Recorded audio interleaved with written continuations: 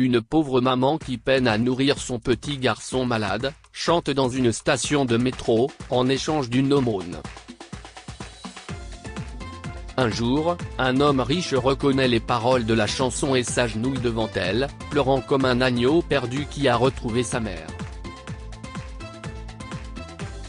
Rachel s'est assise sur le quai du métro et a regardé les gens passer devant elle.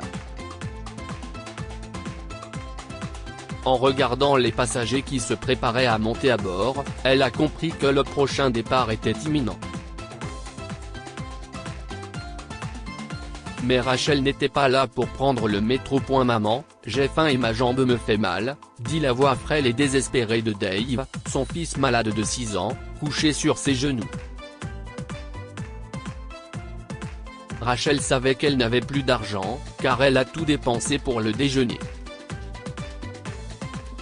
Elle a placé une tasse vide devant elle et a commencé à chanter une chanson qui lui tenait à cœur. Les personnes distraites par sa douce voix semblaient insensibles à sa douleur. La plupart étaient occupés par leur téléphone, certains cherchaient une pièce ou deux à lancer dans sa tasse, et d'autres ne prenaient même pas la peine de la regarder. Rachel ne se souciait pas de leur ignorance. Elle était là, cherchant l'aumône en échange d'une chanson qu'elle a fredonnée toute sa vie, celle qu'elle a toujours chantée à son petit garçon pour l'endormir. Dieu, s'il te plaît, aide-moi à surmonter mes difficultés. Même si toutes ces personnes mettent seulement une pièce chacune, j'aurai assez pour acheter un dîner et une pommade à mon fils, pensait-elle en chantant. Quelques minutes plus tard, Rachel entendit des pièces de monnaie tomber dans sa tasse. Elle ne sourit pas et lève péniblement les yeux pour remercier la personne à travers ses larmes. Plusieurs minutes se sont écoulées, mais Rachel continuait à pousser la chansonnette encore et encore. Au début, rien ne semblait inhabituel. Le train arriva, et les gens ont commencé à monter à bord tandis que ceux qui étaient dedans descendaient, et se dirigeaient en masse vers la sortie principale. Rachel a fait une petite pause pour voir si son fils allait bien. Dave, chérie, encore quelques minutes. Puis, tu viens ici, d'accord? Dave a soufflé lourdement. Il avait faim et avait mal à cause de sa jambe blessée. Il y a 2 jours, Dave a fait une terrible chute pendant qu'il jouait. Cela s'est produit dans le même parking où la mère et le fils dormaient habituellement sur une pile de vieux cartons ramassés dans une benne à ordures. Le train est passé à toute vitesse devant le quai, ramenant Rachel à la réalité. Elle a toussé, ajusté sa voix et recommencé à chanter la mélodie. Mais cette fois, un homme riche qui venait de descendre du train a été sinistrement attiré par sa voix et ses paroles.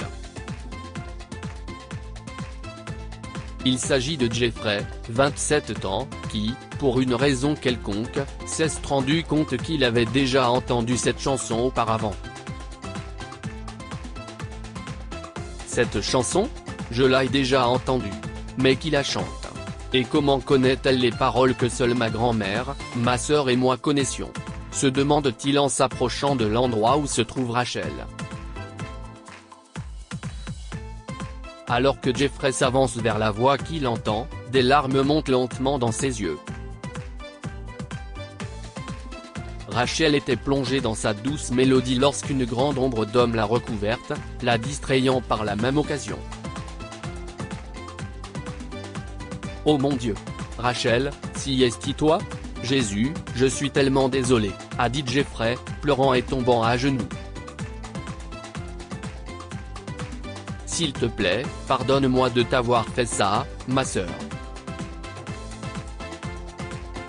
Le cœur de Rachel s'est mis à battre rapidement, comme s'il voulait sortir de sa poitrine, car à ce moment-là, toute sa douleur passée lui est revenue en mémoire. Mon frère? Oh mon Dieu, Jeffrey, si est-il-toi ? A-t-elle crié. Ils se sont regardés avec les larmes aux yeux, se remémorant cette erreur commise par Jeffrey il y a 18 ans, qui a coûté à Rachel bien plus que son bonheur. Quand Jeffrey et Rachel étaient petits, ils ont perdu leurs parents dans un accident de voiture. Ils ont emménagé chez leur grand-mère, Alice, qui s'est occupée d'eux à la place de leurs parents. Elle était tout ce qu'il avait. Chaque fois que Jeffrey et Rachel étaient déprimés en pensant à leurs parents, elle leur chantait souvent une belle mélodie pour les réconforter.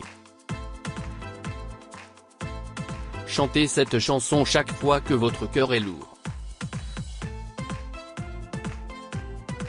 Et vous vous sentirez beaucoup mieux, disait-elle souvent en les berçant dans ses bras. Leur famille vivait dans le bonheur avec des moyens réduits. Il n'y a eu aucun problème dans leur paradis jusqu'au jour où Alice est morte d'une crise cardiaque. Sa perte a été insupportable, et les enfants ont été envoyés dans un orphelinat avant même d'avoir pu s'en remettre ou faire leur deuil comme il se doit. C'est à partir de ce moment que Jeffrey a pris un nouveau départ dans sa vie. Un couple riche l'a adopté tandis que Rachel est restée en retrait. Personne ne voulait d'elle parce qu'elle boitait. Il ne voyait que son handicap, pas son cœur, qui aspirait à l'amour et à la tendresse.